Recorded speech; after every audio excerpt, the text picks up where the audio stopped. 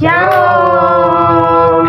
Oke, baik, kita sudah hadir pada podcast kali ini. Kita akan membahas tentang hal yang sangat menarik. Hal apa itu, Kak? Kak Susan? Kali ini Kak Dewa kita akan mengupas kilas balik dari awal mula gereja itu berdiri. Ya, dengan kata lain jemaat mula-mula lah. Jemaat seperti mula-mula, apa? jemaat yang awalnya gitu. Oke. Seperti itu Kak Dewa. Jadi di sini kita akan sama-sama membahas, saling sharing, saling ngobrol nih bersama dengan keenam kakak-kakak yang cantik dan ganteng ini. Halo, Kak. Halo. Oke, baik teman-teman, di sini ada Kakak Susan, Kakak Feby, Kakak Egin, Kakak Tasya, Kakak Reni, dan kakak yang paling ganteng, Kakak Iskia. Oke. Say hi, say hi, say hi. Halo. Hai. Oke, baik. Terima kasih sudah bisa hadir. Kita akan sama-sama sharing nih. Kita saling bagi ilmu supaya kita sama-sama tahu apa yang ada nih pada jemaat Kristen mula-mula.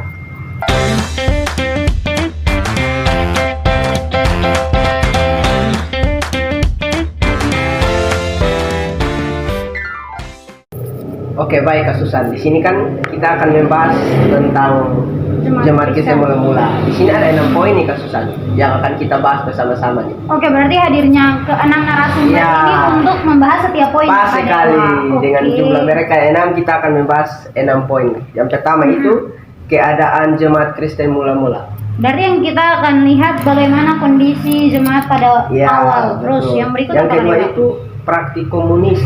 Praktik komunis. Iya. Ini sesuai poin-poin yang saya catat ya. Oke, Kak. oke, Nanti oke, kita akan oke. mendapat penjelasan dari kakak-kakak. Yang ketiga itu karunia-karunia. Oke, yang Yang keempat. keempat jemaat dan keyahudiannya. Dan Oke. Kelima pertikaian internal yang terjadi. ada praktik komunis, pertikaian internal, dan Ya, terakhir dan yang apa? terakhir itu kemunduran jemaat di Yerusalem. Kayaknya akan sangat seru sih Ya. pembahasan kita kali ini. Pas juga dengan kondisi ada 6 narasumber, Narasumber. jadi kita akan sama-sama. Jadi kita mulai nih dari poin pertama. Oke. Tentang keadaan jemaat Kristen Kristen mula-mula. mula-mula. Nah, itu pertanyaannya itu bagaimana kondisi atau keadaan awal jemaat Kristen mula-mula pada saat itu?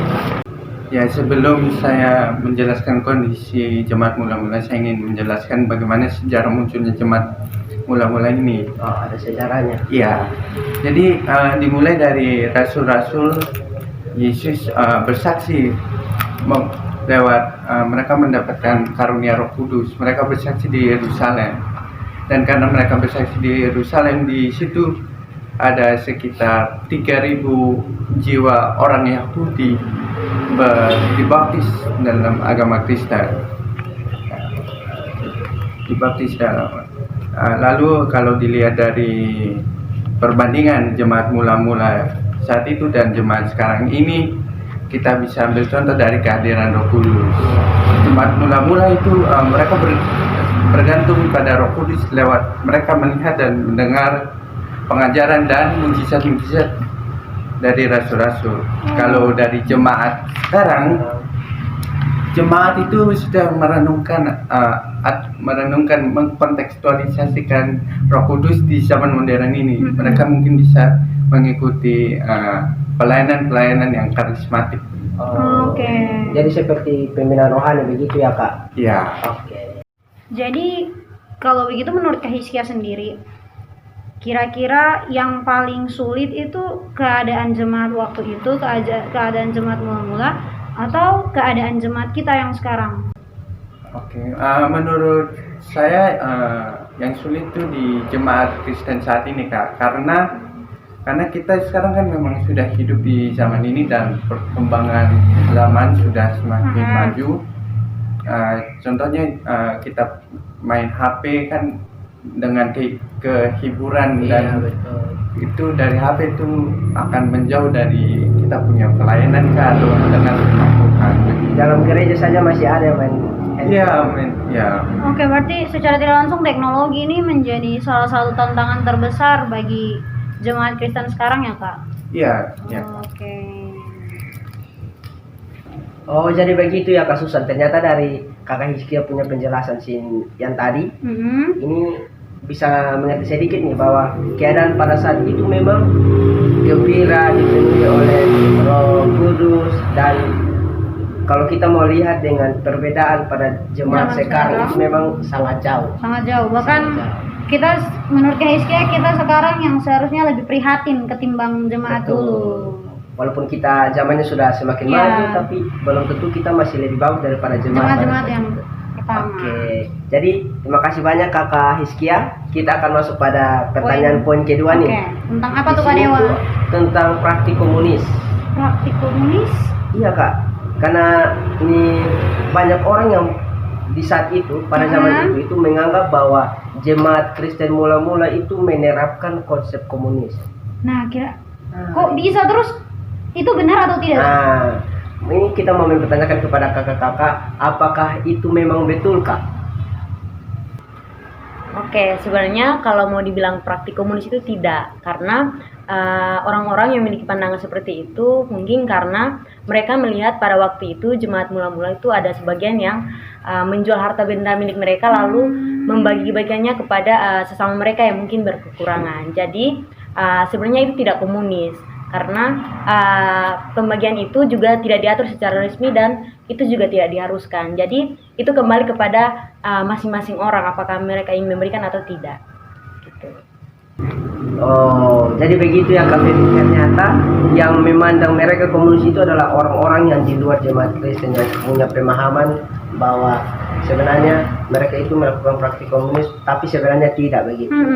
Padahal kan praktik yang dilakukan itu tulus dari hati, Iya. bukan menurut peraturan. Nah Kak Dewa, kalau begini secara tidak langsung kita dapat menyimpulkan kalau mereka judge sesuatu dari luarnya. Kayak gitu. Judge a book by the cover. Bisa jadi kayak gitu sih Kak Dewa. Jangan Gitu. lihat, iya, cuma dilihat dari luarnya tapi tidak tahu isi hati. Tidak tahu isi hatinya. Oke, makasih Kak Feby. Makasih, Kak Feby. Jadi kita ini sudah pertanyaan kedua nih. Pertama itu dengan ini keadaan jemaat mula-mula. Yang Terus kedua, praktik praktik komunis yang komunis. sebenarnya mereka tidak melakukan praktik Praktik komunis. komunis. Oke, kita akan masuk kepada poin ketiga di sini, karunia-karunia. Karunia-karunia. Maksudnya Iya. kayak gimana tuh Kak Dewa? Itu ini pada saat itu ini apakah mereka juga mengalami karunia-karunia roh dari Tuhan begitu kan? Kalau kita mau lihat dari perspektif zaman sekarang nih, ada orang yang mengalami hal tersebut tapi tidak banyak. Tidak banyak. Nah, ini kan kita sama-sama membahas tentang jemaat Kristen nih. Apakah memang pada saat itu ada juga Karunia-karunia. karunia-karunia yang didapatkan begitu Kak? Oke, jadi pada saat itu hampir setiap orang pada saat itu dipenuhi oleh Roh Allah, karunia-karunia Allah. Nah, karunia-karunia Allah itu seperti karunia untuk menyembuhkan orang sakit, karunia untuk mengadakan mujizat, karunia untuk bernubuat, dan karunia untuk berkata-kata dalam bahasa roh. Nah, terkhususnya untuk berkata-kata dalam bahasa roh ini, Tuhan Allah memberikan karunia khusus kepada orang-orang untuk bisa menafsirkan apa yang disampaikan oleh orang-orang yang berbicara menggunakan bahasa roh. Kita mau tahu lebih banyak tentang karunia-karunia ini, kita bisa membaca di dalam kitab 1 Korintus pasal 12 dan 1 Korintus pasal 14. Keseluruhannya kita bisa baca untuk kita bisa tahu karunia-karunia tersebut. Jadi begitu ya Kak Reni. Ternyata pada saat itu banyak juga yang mendapatkan karunia-karunia. Iya. Seperti dari Kak Reni jelaskan, seperti bisa menyembuhkan orang sakit, terus bisa berbicara bahasa roh, Bisa mengartikan juga mengartikan bahasa juga. roh. Berarti Kak Dewa, kalau waktu itu kita hidup di zaman itu, kalau sakit tidak perlu ke rumah sakit. Betul, tinggal mungkin saya panggil Kak Reni, Kak saya sakit Kak. Tolong doakan langsung sembuh. Langsung. Terus kan Iya, misalnya bisa jadi. kayak saya mendapat mimpi begitu langsung tanya artinya Artinya nih, Kak? apa? Kan kalau di zaman sekarang itu tidak ada. Iya, Ternyata iya. pada zaman itu begitu ya. Begitu. Nah Kak Dewa, setelah kita membahas 2 poin pertama, sekarang kita bahas poin ketiga nih. Kemunduran jemaat di Yerusalem. Poin keempat, kasih. Oh, poin keempat, Oke. minta maaf. Jemaat menjauhkan diri dari keyahudian. Iya. Maaf ya guys ya. Jemaat menjauhkan diri dari keyahudian. Kan kalau dari penjelasan Kak Hizkia kita tahu jemaat ini muncul dari Yahudi. Iya. Tapi kenapa dari pokok munculnya ini atau akarnya ini jemaat bisa mengundurkan diri dari akarnya? Iya, gereja menjauhkan diri dari keyahudian ya Kak. Iya, itu kira-kira bagaimana tuh alasannya? Mereka tuh dianiaya oleh orang Yahudi. terus mereka tuh merasa tertindas pada saat itu. Dan kedatangan orang Kristen tuh tidak dihargai oleh orang Yahudi. Nah, itu yang membuat mereka berpindah diri dari keyahudian. Itu menjadi penyebabnya ya, Kak? Penyebabnya. Iya. Jadi ternyata begitu Kak Dewa. Iya. Baru tahu saya kalau karena penindasan dan pertikaian yang terjadi, jadi menjadi mereka alasan. alasan mereka untuk menjauhkan diri dari keyahudian. Keyahudian. Karena memang pada saat itu kan Yahudi banyak menindas, istilahnya aniaya. Untuk jemaat Kristen mula ya Kak Dewa. Iya, ternyata memang pada saat itu jemaat Kristen mula-mula tidak dalam keadaan yang Baik-baik saja. Berarti bersyukur sekali kita yang sekarang bisa gereja dengan bebas, bisa hidup dengan tenang. Oke, baik, terima kasih Kak Tasya. Itu tadi jawaban dari poin keempat. Ya. Di sini kita akan masuk poin kelima nih. Tentang kalau di sini tentang pertikaian internal. Istilahnya pertikaian yang masih terjadi ketika ini jemaat Kristen memutuskan untuk Mundur keluar dari keyahudian. Itu apakah memang masih ada pertikaian yang terjadi atau maksudnya pertikaian itu seperti apa sih pertikaian yang masih terjadi pada saat itu kan? Iya, jadi Kak Dewa, perselisihan ini terjadi antara jemaat muda di antara orang kafir dengan jemaat induk di Yerusalem. Paulus mengutus bahwa hanya iman kepada Tuhan Yesus saja yang bisa membawa orang pada keselamatan. Sehingga orang-orang kafir yang telah bertobat ini tidak perlu juga untuk memenuhi segala Taurat, misalnya sunat. Iya. Tapi banyak orang Kristen di antara kaum Yahudi tidak setuju Kak dengan pendirian itu.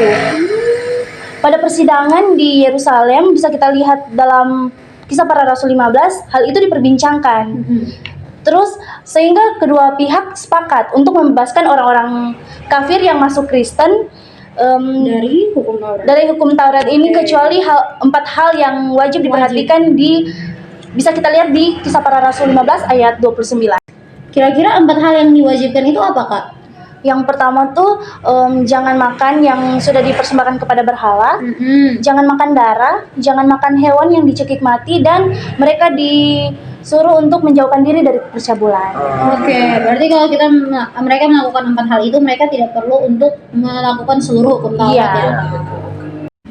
Oke Kak Dewa, jadi ternyata dalam pertikaian ini membahas tentang hukum Taurat yang perlu dilakukan dan dilakukan. Ternyata seperti itu. Ternyata hukum Taurat masih sangat kental ya di mereka pada zaman itu. Kira-kira setelah pertikaian, apakah ada hal lain yang terjadi lagi? Nah, yang saya dengar-dengar nih, yaitu kemunduran jemaat di Yerusalem. Poin 6 kita nih, poin 6 kita. Alasan dari kemunduran jemaat di Yerusalem itu apa Kakak? Mungkin bisa dijelaskan? Nah, kemunduran jemaat di Yerusalem ini terjadi pada tahun 70 oleh Panglima Romawi Titus. Mereka meninggalkan kota itu karena mereka dianggap sebagai penyesat-penyesat. Mereka juga menolak ajaran dari Paulus dan mereka tidak mengakui bahwa Yesus itu lahir dari seorang perempuan yang perawan. Jadi orang Kristen asal Yahudi itu meninggalkan kota itu. Mereka pergi ke sebuah kota, nama kota itu kota Pela, lebih tepatnya di sebelah timur Sungai Yordan. Mereka juga disebut sebagai orang-orang Ebionit. Itu dalam bahasa Ibrani, bahasa Indonesia artinya miskin. Kemudian lama-kelamaan orang Ebionit ini dilupakan semenjak Palestina ini ditaklukkan oleh bangsa Arab. Oh, jadi seperti itu ya Kak. Ternyata mereka mundur dan berpindah tempat ke kota apa tadi Kak? Kota Pela. Oke, baik. Jadi dari semua pembahasan nih, dari ke-6 poin yang sudah kita bahas bersama-sama ini tentang keadaan jemaat Kristen yang pada saat itu memang mereka sangat gembira, merasa terhibur karena turunnya Roh Kudus dari ini praktik komunis yang sebenarnya bukan. Itu dari pandangan orang lain begitu. Terus dari karunia-karunia dari jemaat dan keyahudian yang menjauhkan diri dari keyahudian. Pertikaian internal yang masih terjadi ketika mereka menjauhkan diri dari keyahudian dan kemunduran jemaat di Yerusalem. Jadi dari pembahasan kita bersama pada saat ini, ternyata kalau saya jujur ya, saya mendapatkan pengetahuan baru begitu, karena menurut saya ini adalah suatu pengetahuan yang harus kita kaum muda itu tahu. Ya, betul Tidak saja sekali. kita harus tahu keadaan gereja jemaat pada saat ini, tapi kita harus bisa mundur ke belakang untuk melihat secara awal gereja itu dibentuk. Benar Kak Dewa, saya juga setuju. Supaya dengan pengetahuan tentang sejarah kita iman kita akan Tuhan itu lebih lebih kuat Betul. gitu, karena mengetahui cerita di balik dari gereja kita yang seperti sekarang. Tak terasa waktu sudah selesai Kak Dewa. Terima kasih banyak untuk narasumber yang tepuk tangan dulu, sangat-sangat keren. Dan kita akan ketemu lagi. Sampai jumpa lagi di Bisa bincang-bincang santai.